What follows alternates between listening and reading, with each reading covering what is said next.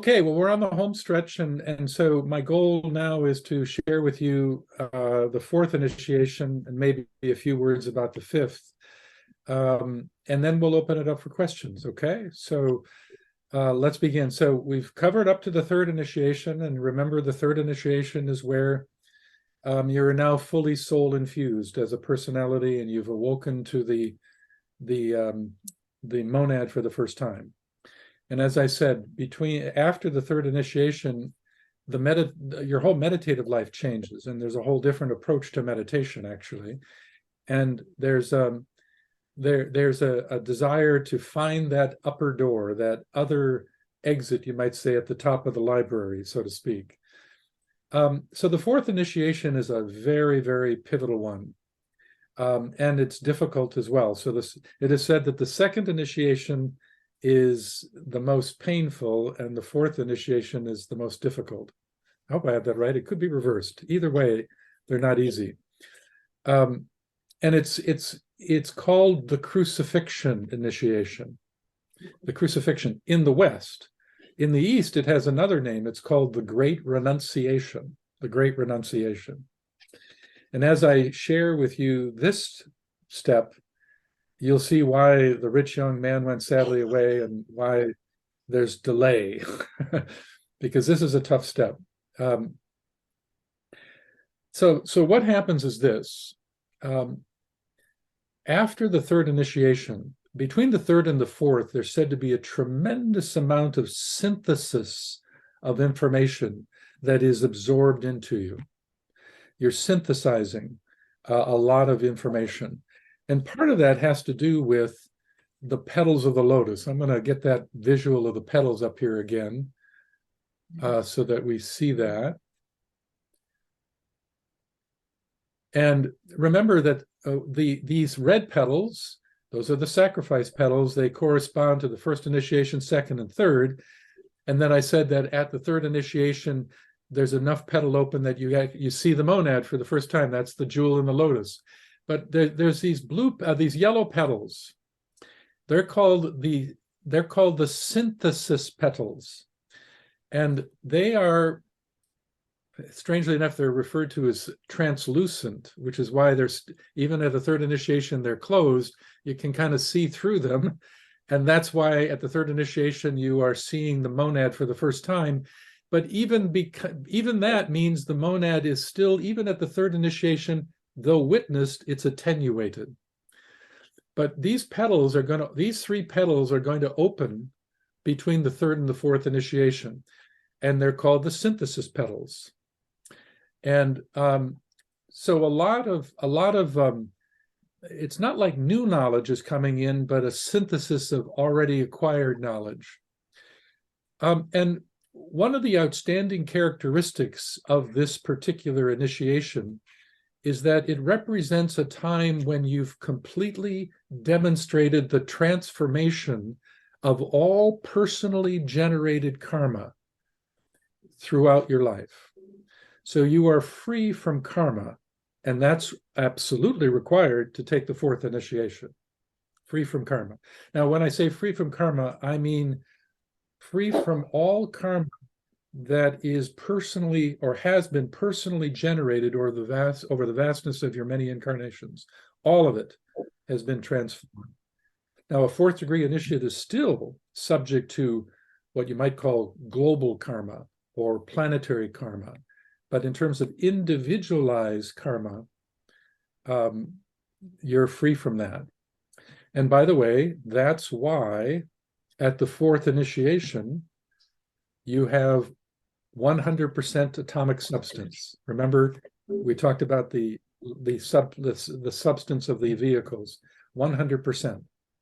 So there's no taint, there's no distortion left to be transformed, and therefore no karma is left in the system.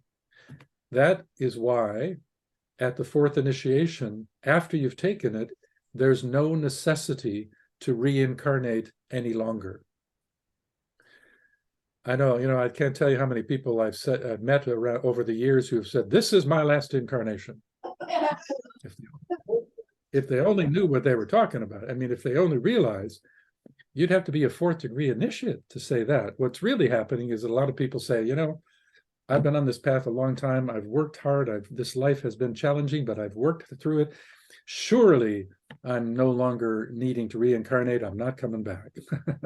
But really, that's just the personality saying, it's been a tough road. I need a break. But the truth is that you're coming back. You have no choice. There's no choice at all.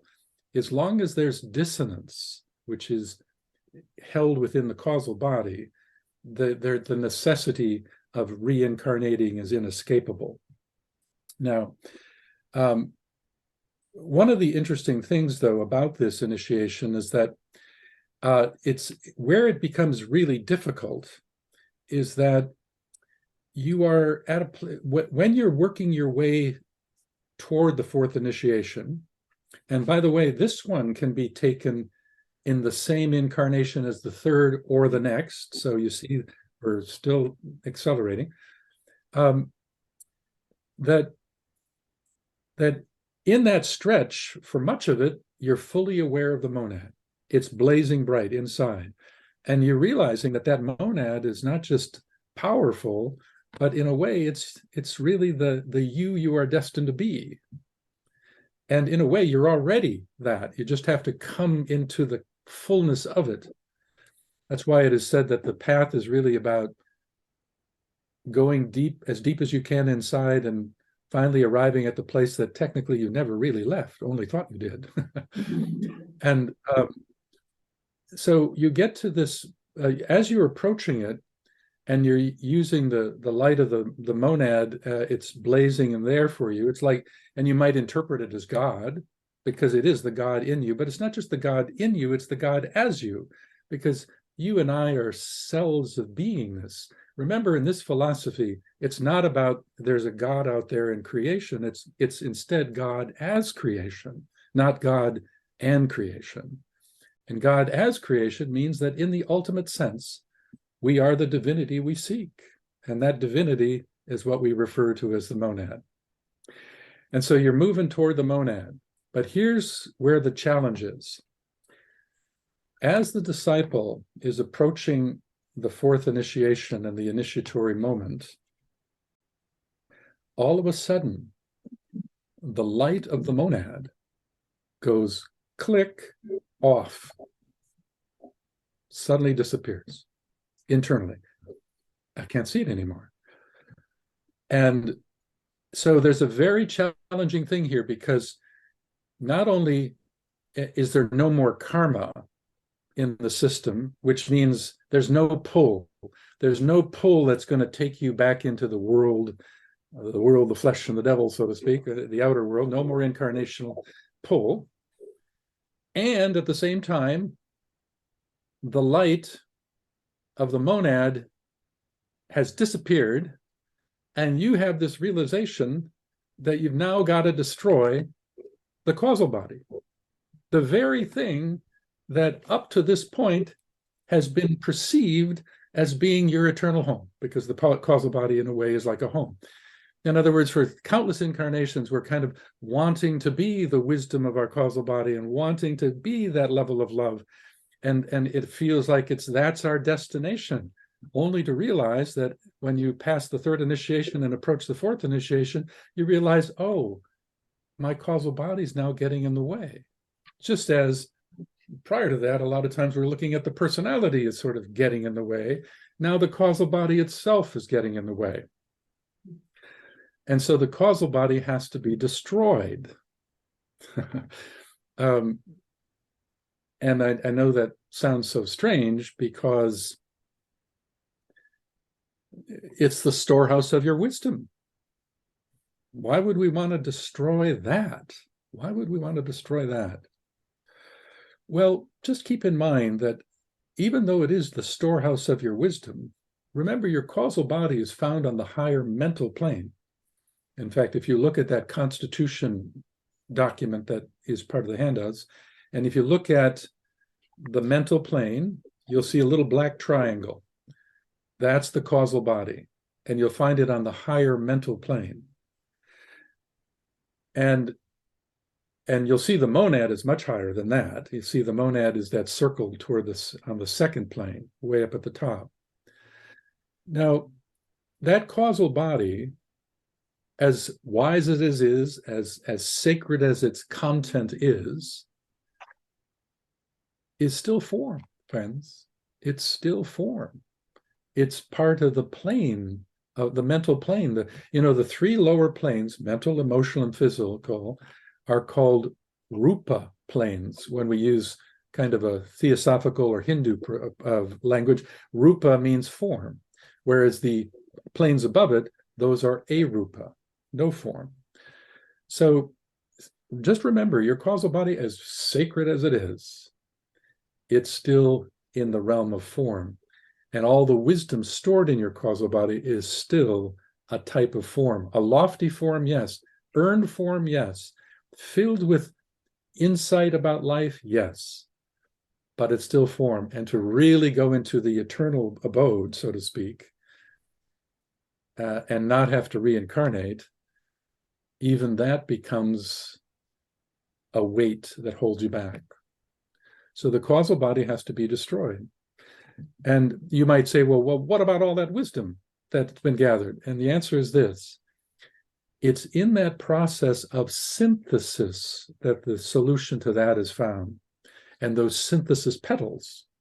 Because you see, what happens as you approach this crucifixion initiation is that the essence, the essential formless essence of all the wisdom you have garnered, stored in that causal body, that essence is synthesized into the fabric of your beingness, into the thing we call monad. So by the time you get there, you've got the essence of it as part of your very beingness. You don't need a causal body anymore. You don't need a wise thought to represent some essence. You are that essence. You are that essence at that point. So you go through the crucifixion experience. You see, that's what's crucified at the fourth initiation. It's your causal body that's crucified.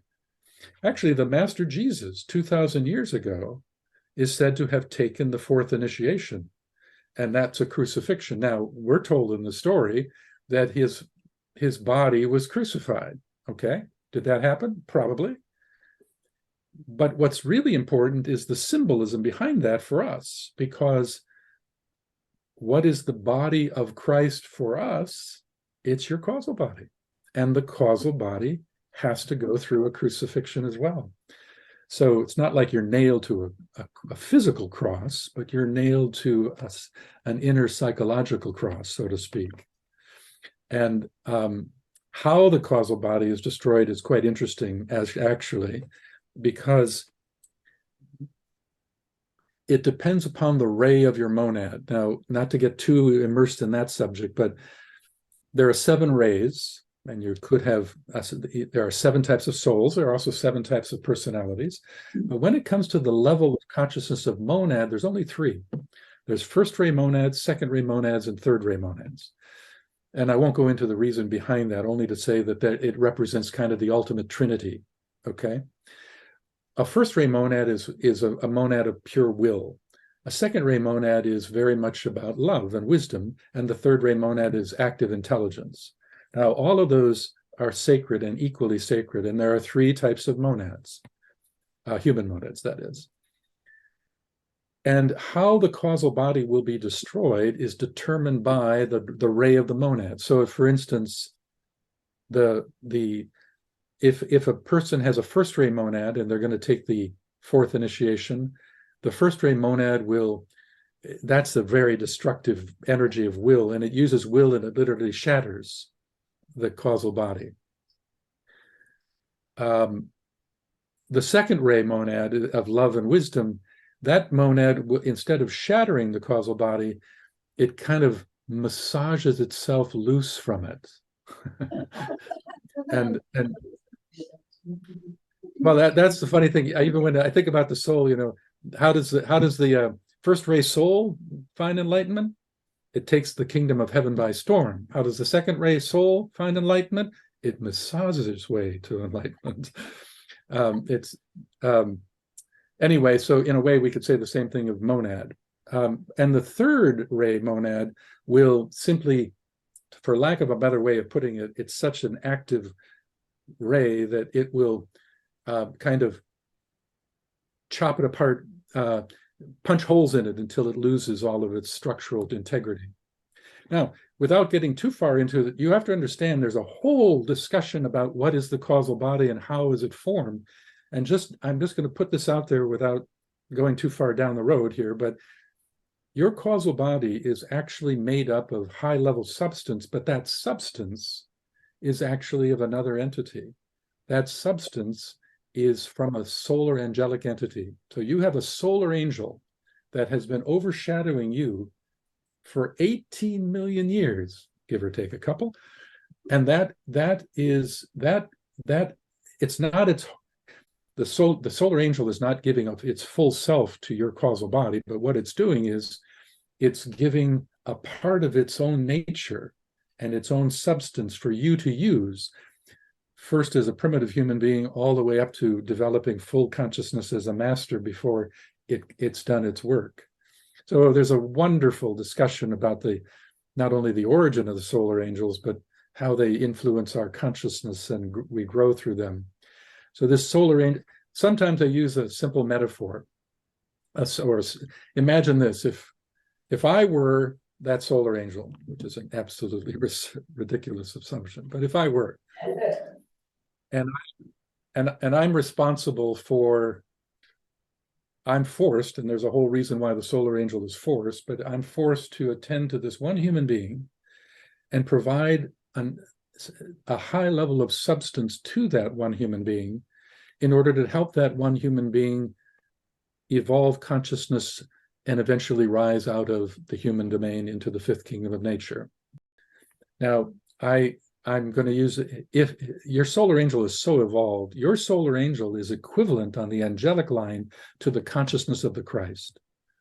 I mean, really, you think about it. We're told that the Christ is a seventh degree initiate, and most human solar angels are seventh degree initiates on the angelic line. Ooh, I'm so tempted to go down here, but I better not do too far. But it's like, if I were that angel, it's like I'm going to take my fingertip, just a little part of my fingertip, and I'm going to enshroud the substance of my angelic fingertip over that human being of a high level, subtle energy, and that becomes the causal body. So that's why that when we say the causal body isn't really of you, what I'm saying is it's actually of an angelic entity. And so that that angelic entity is with you all the way from the beginning when you individualized millions of years ago, but you're unconscious of it. And then when you have the awakening and suddenly you're awake to it, it's like the causal body's been discovered, which means in a way the angel's been discovered. And I just think to myself, if I were that angel and I'm waiting 18 million years for this little human being to figure out that I'm there to help, my first reaction would be, it's about time. and so that's when the solar angel begins to put more energy and attention toward that little human being once you've had the awakening, and that's the source of the downward gazing soul. Anyway, back to the fourth initiation, that causal body is destroyed. Now, it's really the substance is not destroyed, but what's destroyed is the cohesion that holds it together, and the solar angel is then now free to move on.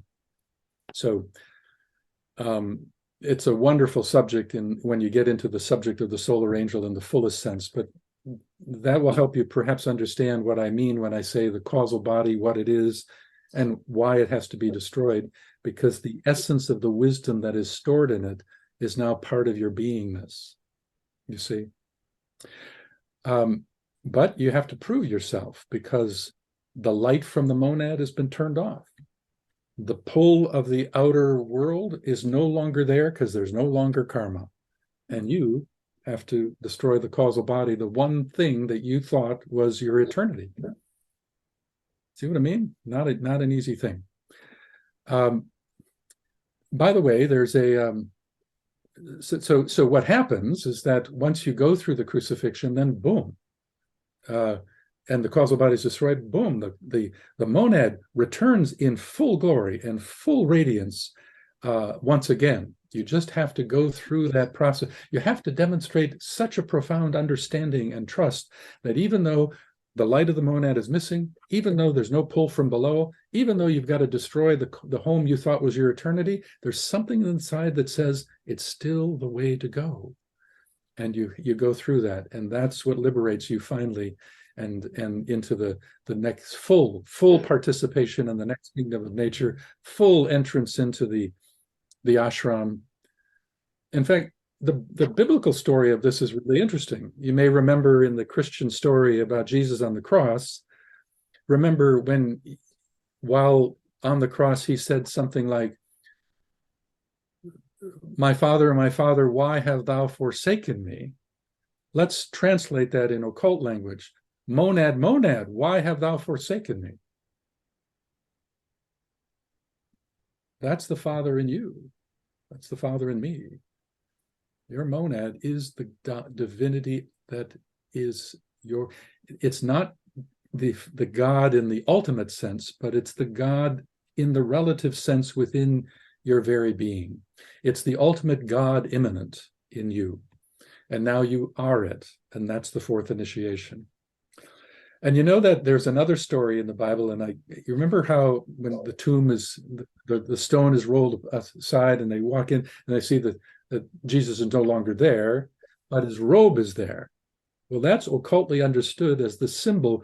What does it go? My robe that gave me strength is no longer there. That robe that's left is thought to be the metaphoric symbol of the shedding of the causal body, which in a way is a garment, a robe that the monad has been using all along. So it's quite a profound sense, and that's when you truly can say, I and my Father are one. I mean, we say that anyway, but the truth of it is that's the real living of it. But that darkness that you have to go through is the true dark night of the soul. You see, let me just talk about the dark night of the soul for a moment. That was a concept that was originated back, I think it was in the 16th century by, I think it was St. John of the Cross, as I recall. And we use that term a lot. You know, people say, oh, I'm going through a dark night of the soul experience, dark night of the soul experience. But if we really get technical, friends, that's not correct. For you and I, we don't have a dark night of the soul experience. What we call a dark night of the soul experience is really a dark night of the personality, not the soul. The dark night that we experience is not experienced by the soul, it's experienced by the personality who feels disconnected from the greater life for some mysterious way, who feels abandoned by some spiritual dimension that they had previously been aware of. That's technically a dark night of the personality, but it's okay. I mean, using that language, it's just, I'm sharing that with you so you can see a distinction that is actually important. The only true dark night of the soul experience is the fourth initiation, because the causal body, the soul vehicle, is going to go through this destructive process. So that's the dark night. Okay, now, real quick, I'll give you a little bit about the fifth initiation, and then I just want to open it up for questions.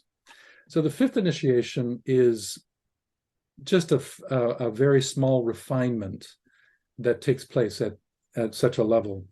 It's where you really truly become a master. So for instance, in some of the Eastern language, a fourth degree initiate is often called an arhat, whereas the fifth degree initiate is often called an adept. And we would call that person a master of wisdom. So you technically become a master of wisdom in a technical sense at the fifth initiation. And so you are a master, which means you also have experienced the full Kundalini. You are a perfected individual now. You are, interestingly, a fifth degree person has the right of entrance into Shambhala, not the right of membership, because you have to be even higher to be a member, but you have the right of entrance into Shambhala. The fifth initiation has two names, but the main name, the correct name, is the initiation of the revelation, while in the West, it has been called the resurrection initiation. And I can see why the West would think that, because that's the story of Jesus and the resurrection. And it's fine to see it that way. That's valuable. But technically, it's called the revelation. Because what's revealed, you might ask? Well, when you study this, you realize that that the fifth initiation, it too is not the end. There's a sixth initiation, seven. I told you that the Christ and the Buddha, we believe, are seventh degree initiates. And what's interesting is that there's something called the higher way of evolution, and it's about the possibilities of evolution beyond being a master. And so there's the sixth initiation, seventh, eighth, and for some even ninth. Now, it's the point is that how to put this? The sixth initiation, I'll just mention this, has a couple names, but one of them names is it's called the initiation of the decision. And most of the masters that theosophy and esoteric philosophy that I'm connected with, those are sixth degree initiates. So we talk about the Master Morya, sixth degree initiate. We talk about Kuthumi, sixth degree. The Master Rakusi or Saint Germain, call him what you like, sixth degree. The Master Serapis Bey, who oversees the fourth ray ashram, that's sixth degree initiate. The Master Hilarion, fifth initiation. The Master Jesus, the sixth initiation. They're all heads of the big ashrams. The 7 major ashrams are all headed by a sixth degree initiate. And the Christ is overseeing all of them as a seventh degree initiate. But the sixth initiation is called the decision because it has to do with a decision that has to be made about which of 7 paths will you take as a monad to evolve out of the Earth system altogether. So it's not until the sixth initiation that you can live in and start expanding outside the Earth. Again, in the New Age, I can't tell you how many people I've met who said, after this incarnation, I'm on my way to Sirius. If you only knew that you might be, but you got a long way to go. You have to be a sixth degree initiate to be that. You'd have to be a Master Morya to do that. So this decision is important because at the sixth initiation, that decision of which of the 7 paths to go, and it is said that that choice is completely free-willed and paradoxically is predetermined. You have to. There's another paradox to be resolved. Okay, but the 5th initiation, the one we're talking about, that's called the revelation, because it's at the 5th initiation that you have a revelation of which of the paths will likely be the path that you will take when you reach the 6th initiation. So, but a 5th degree initiate is also going to create his or her own ashram. Now, look, there are these 7 big ashrams, and I could do a whole seminar on those 7. But within each ashram are many, many sub-ashrams. In fact, sometimes when you read the literature, you might read the 7 ashrams. Okay, that's the big ashrams. But sometimes you'll read and it'll say the 49 ashrams, the 49 ashrams. Well, that's because every one of the big ashrams has a major tier of sub-ashrams, 7 in number. So 7 times 7 is the 49. So I'm just giving you a hint as well, as when you read that, and you run into the term the 49 ashrams, realize that those are sub-ashrams headed by 5th degree initiates that oversee those ashrams. Occasionally, you'll see the writings of the 42 ashrams. Well, what does that mean? Well, that means that, let's say that you're on the 2nd ray ashram. You're part of the 2nd ray ashram, but you're also part of the 2nd sub-ray ashram. So they just combine the bigger and the smaller as one. So just realize that you're part of an inner ashram, but you also have a sub-quality. So like, for instance, let's say that you had a third ray soul. Okay, so you're part of the third ray ashram. Well, now,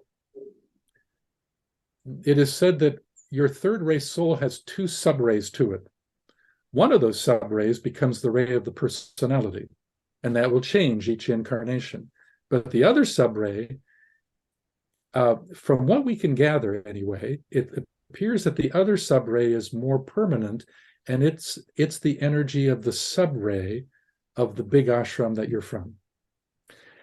And so when you get to be a fifth degree initiate, you're coming into a leadership position with some sort of a sub-ashram. There are the 49, and I believe, as I sense this, there are many other sub-ashrams as well. And those ashrams you lead. It is, and you have a responsibility for a download of many, many disciples at that point. It is said that the fifth degree master must utilize his or her ashram to manifest his or her masterpiece. The master must manifest a masterpiece in the outer world. So, and by the way, many of you, certainly by the time you get to the third initiation, you're already beginning the beginning phases of formulating your own ashram.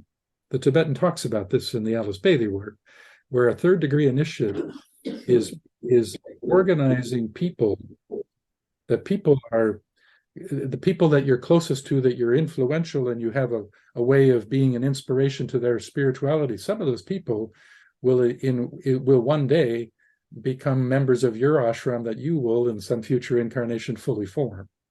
So even now, wherever you are on the path, as long as you're on the path, the relationships you establish and those that you are much more of a guide to others on their journey, some of those people will ultimately, in the big picture, in a few incarnations from now, those people will become part of your ashram and you'll be called the master. So anyway, I better stop. Let's open it up for questions, Renee. Sue. Hi, William. So, hello. Hi, the last couple of sessions are probably a bit beyond me. I'm still stuck in the what's the purpose, but all this seems to assume that we're not going to destroy the planet before any of this can happen. If this is 18 million years away or whatever, even for the whole of humanity to get to this point, the planet, the way it's going, won't even be in existence. So what happens then? Where do we go? What happens? Okay, great question.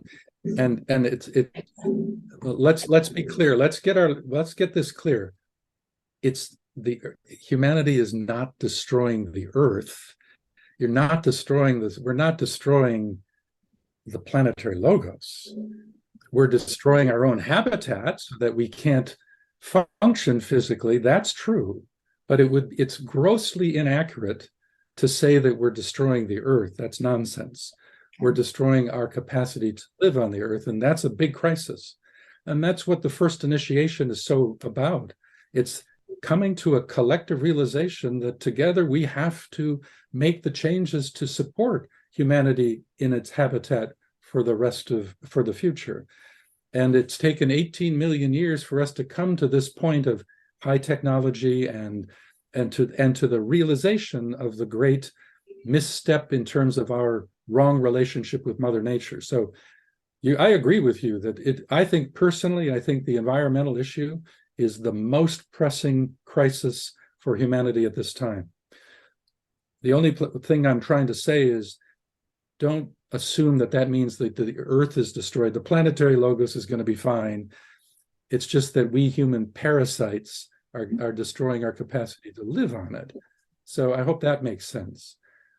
And it seems overwhelming. It seems overwhelming, but all we can do is bring the best of us forward in our individual lives and support things that support environmental protection, and realize that there are millions of people like you who are awake and understand this, and in our collective capacity, we have the possibility of turning this around, and that's the hope. That's the hope. Thank Okay. you. Thank you. There's just something that brings to mind. There's a lot of people in the world with a lot of fear in this, in terms of fearing death, aren't they? So that is a work in itself, because we don't die. You know, who we truly are doesn't die, even if the planet goes south. Yeah. Yeah, you're not going away. The whole planet, and it could be a nuclear holocaust, and all human life is gone, but not. It's only the form of life is gone. You will never go away. You are always. You are pure monad, and the monad, in its nature, in its beingness, it doesn't need to have a physical instrument. It needs a physical instrument to continue its evolution, but it doesn't need a physical instrument to exist, because it's just a spark of life from the one life. So my point is that yeah, there's a lot of fear about it, but you're not going away. You are life itself. You see, that's the monad is life. I think it's such an irony that, people are talking about, oh, I'm pro-life or pro-choice. The reality is we haven't a clue what life is. We tend to, well, in the Alice Bailey tradition, the Tibetan tells us that until you get to the third initiation and sense the monad for the first time, we will only understand life once removed. We see a plant, we see an animal, we see a human being, and we say that's life. Well, that's not exactly correct. That's not life. That's life that is animating form. That's life animating form. But that's not life. Life is way beyond form. So that's the irony of the pro-choice, pro-life nonsense, because neither side knows what life is. I don't know what life is, really. All I know is that this philosophy is teaching us that when you finally come into those higher realms and you start to really relate to the monad, then you realize what life is, and you realize it's always been and always will be. So just kind of keep that in mind as well, okay? Thank you. That's great. Barry. Barry. Yes, I'd like to share a little of my personal experience. When I went to America, I was guided back 5,000 years to various incarnations, up to 5,000 years. I've never been able to go beyond 5,000 years. Is there some reason why there is a block there? Oh, I'm not sure I can answer that question. There's multiple ways I could approach that. The first thing to know, just to be very frank with you, is that until a person is a third degree initiate, even the capacity to know and sense previous incarnations with certainty is only tenuous. Because at the third initiation, you're coming into the causal body fully. And the causal body is holding the storehouse of your incarnational history. Prior to that, no matter what you do, you could be on ayahuasca, you could do a whole bunch of stuff, and you might have some insights about previous incarnations, but it would be a mistake to be absolutely certain of the validity of those incarnations. And they may be valid, but don't be too certain about it, because unless you're a third degree initiate, the lower self still has the potential of giving slight distortions. And there's a lot of glamour in the subject of reincarnation.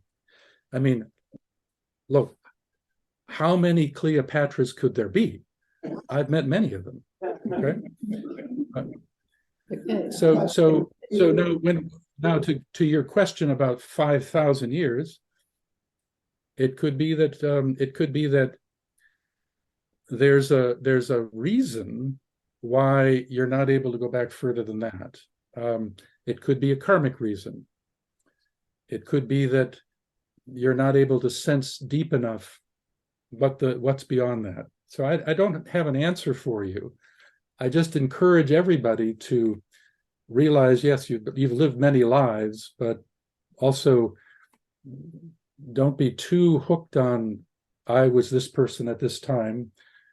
Realize it's a possibility. There's also, we're told that a lot of times people who have a previous life recognition, one of the dangers is that because we're part of an inner group, sometimes you're so close to an inner group that you're actually picking up the consciousness of the life history of somebody inwardly very close to you and wrongly believing it's yourself. So there's a whole big discussion about that. And maybe someday I could do a whole presentation for you on death and reincarnation, because it's a big subject.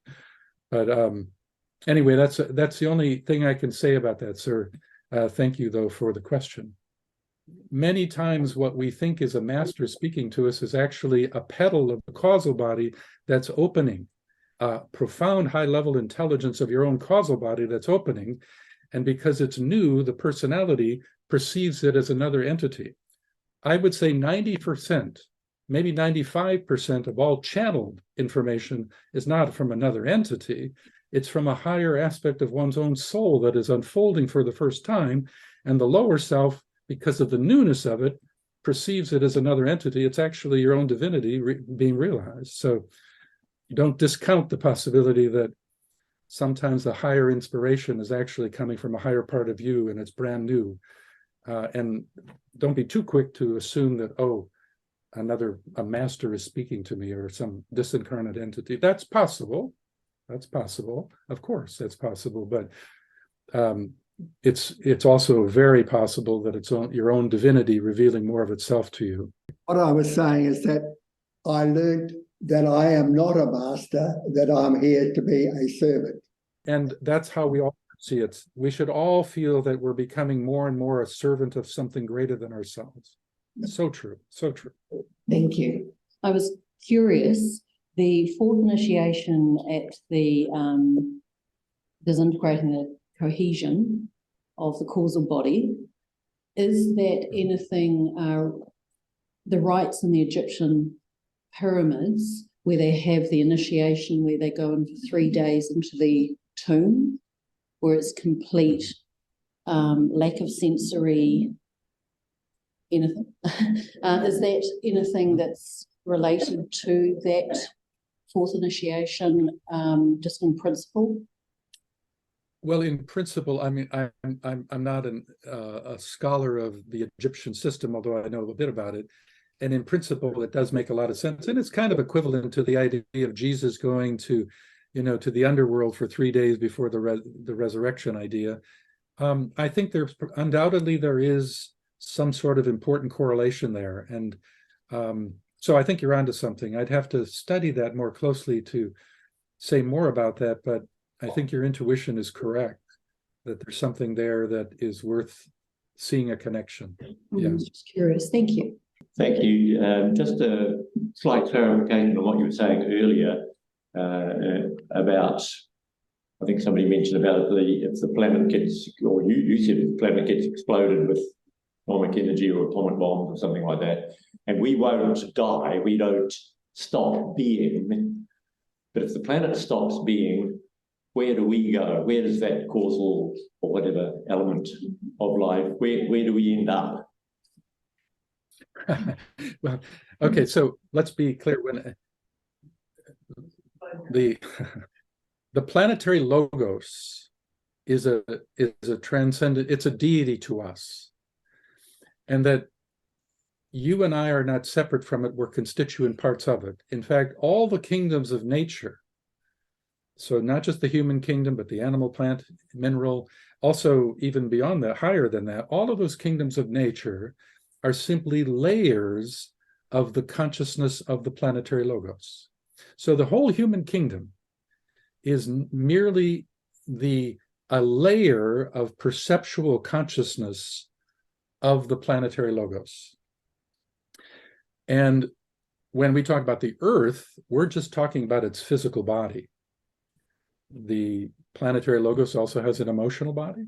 It has a mental body. It even has a causal body on its own level. So if we talk about the destruction of the earth in a physical sense, which is I think what you're getting at, and that would probably require an asteroid hitting it or something, but if that were to happen, the planetary logos as a conscious deity with all of its sub-qualities of itself, that still exists, and it will undoubtedly over millions of years take form through another. It'll take another planetary form. It'll incarnate again, but we're talking of millions and millions of years of process. So what it does is, if we destroy the earth, and let's say it's impossible for the logos to do what it needs to do to evolve through this globe, let's just say that that's the case. It simply means that this globe, which is its physical garment, is no longer adequate to serve what it needs to do to continue to evolve. And so it will eventually incarnate again through another globe. And indeed, those of you who have studied theosophy, and obviously you have, I don't know if you've studied rounds, chains, and globes, but I don't know how familiar you are with that. A little bit, okay. Well, a good example on a more microcosmic level, but it's a good example, is when we look at the moon. The moon is actually, from an occult perspective, the moon is the carcass of our planetary logos's last incarnation. Think about that for a minute. The moon is the carcass of our planetary logos's last incarnation. And you've heard of the moon chain disaster. Have you heard that term, the moon chain disaster? And the great calamity that took place in millions and millions of years ago in the mythology of our Earth's evolution. It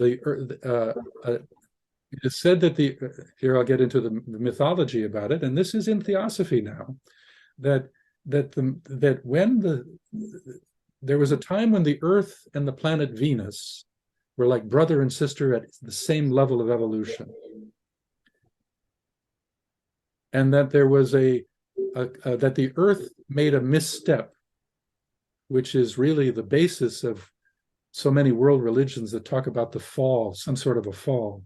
But it has its roots in something that happened to the Earth as a logos probably hundreds and hundreds and hundreds of millions of years ago.